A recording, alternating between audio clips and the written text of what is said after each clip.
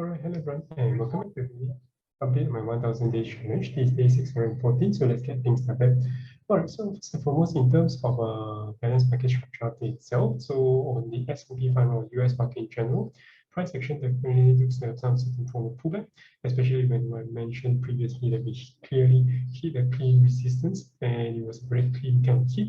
So the potential of a rejection in terms of short-term wise is definitely there. The question now right now is whether the pullback remains healthy, and how I will determine that is basically if you look in terms of the daily chart itself, clicking on the red, if you take low all the way to the high itself, the question is how far are we tracing. To me, as long as we maintain both this 0.386 and below the 0.5 Fibonacci retracement, I would say within this zone itself is extremely healthy. If we do fall below, slightly below 0.5, then I would say it's medium. 0.618, I would still say it's still okay, but I wouldn't say it's extremely healthy. Anything that is falling below that, then definitely there could be very much potential swing or continuation back towards the bearish momentum in that sense. So yeah, let's see how things goes. And overall, in terms of China market itself, so definitely consolidation still happens as far as you do not break clearly above this key resistance region along horizontal resistance, and also in terms of 20 exponential moving average, then potentially we are not going to have a very strong pullback, and we have a very weak bounce. The question is, will we potentially form a double bottom, or will we potentially be seeing a slightly lower low in that sense, to find a capitulation in that sense? And on the other hand, for KWAP, same thing, we're still consolidating right over here.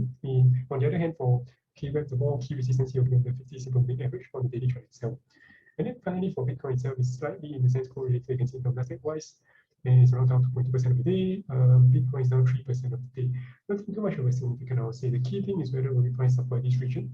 Previously, it was resistance, resistance, resistance, resistance. So it's very likely that we do find some support here, even if it's temporary.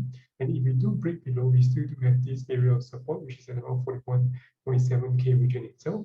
So anything below that, definitely, if we do not see strong support for over here, then I'm very keen to only see for further sell or pressure, and then I'll be more likely buying over here or even lower in that sense. But if we do see strong support bouncing over here, I'll be very keen to buy even if it goes back to 44K region itself, because it does show that there is buying pressure in that sense. Yep.